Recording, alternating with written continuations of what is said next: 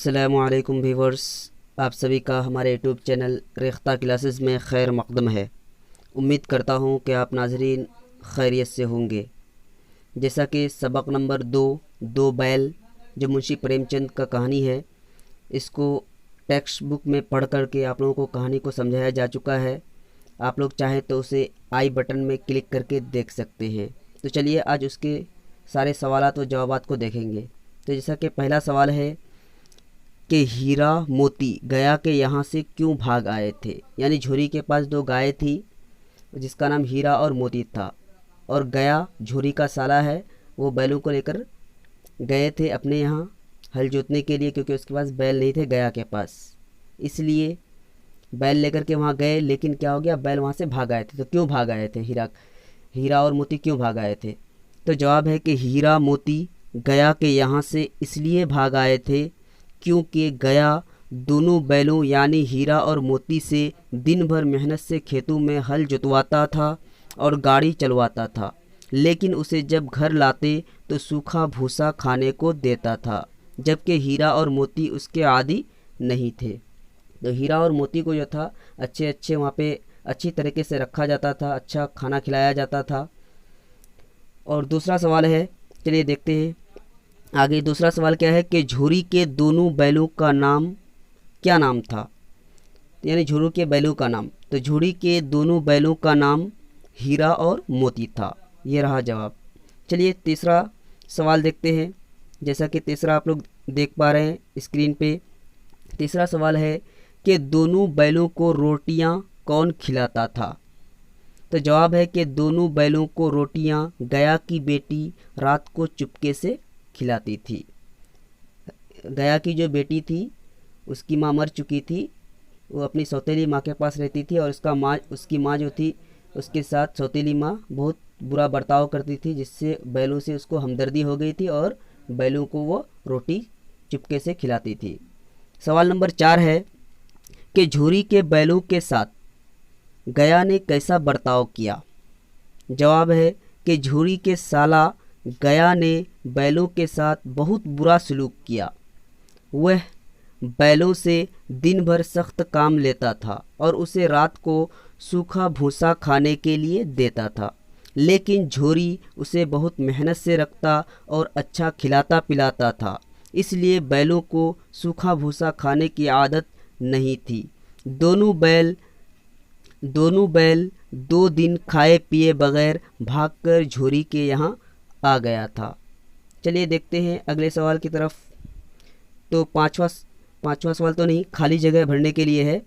यहाँ पे खाली जगह था, जैसे कि खाली जगह था कि एक बार जब रात को रोटी देकर चली गई, तो यहाँ पे ऑप्शन में था कि लड़की या फिर बेटी, तो यहाँ पे क्या होगा, लड़की। उसके बाद ज़िंदगी में पहला मौका था कि खाने को तिनका भी ना मिला, तो यहाँ पे दाने था और फिर क्या था, खाने था।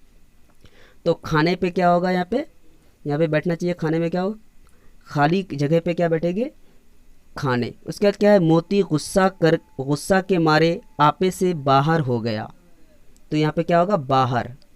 उन बैलों से उसे हमदर्दी हो गई, दुश्मनी या फिर हमदर्दी, तो क्या होगा यहाँ पे, दुश्मनी।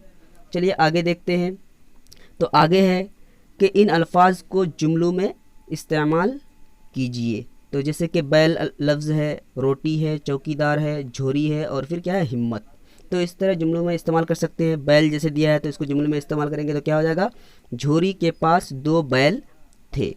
दूसरा है क्या है, रोटी, तो रोटी गोल होती है। उसके बाद क्या है, चौकीदार, गांव में अगर कोई चोर घुस जाए तो चौकीदार ही जिम्मेदार होता है। उसके बाद जुमला बनाने दिया है झोरी, तो क्या बना सकते हैं कि झोरी एक किसान का नाम था। उसके बाद क्या है, हिम्मत, तो क्या होगा, किसी भी काम हिम्मत से मत हारो, यानी किसी भी काम में, सॉरी यहाँ पे काम के बाद क्या होना चाहिए, मैं होना चाहिए। क्या होना चाहिए, मैं। तो किसी भी काम में हिम्मत मत हारो। उसके बाद आगे देखते हैं। आगे क्या है, वाहिद और जमा। तो वाहिद जमा में है, पहला वाहिद है क्या, रोटी, तो रोटी का जमा क्या हो जाएगा, रोटियाँ। उसके बाद क्या है, लड़की, तो क्या हो जाएगा, लड़कियाँ। उसके बाद क्या है, माँ, तो क्या हो जाएगा, माएँ। उसके बाद क्या है, बैल, तो क्या हो जाएगा, बैलों। उसके बाद क्या है, हमदर्दी, तो क्या हो जाएगा, हमदर्दियाँ। चलिए आगे देखते हैं। आगे क्या था कि नीचे दिए गए मौजू अल्फाज के सामने मुहम्मल अल्फाज लिखिए। तो इंसान जो कोई भी लफ्ज़ बोलता है उसके मुंह से जो बोली निकलती है तो उसको क्या कहते हैं, लफ्ज़ कहते हैं। तो लफ्ज़ की दो किस्में होती है, एक होती है मौजू और एक होता है मुहम्मल।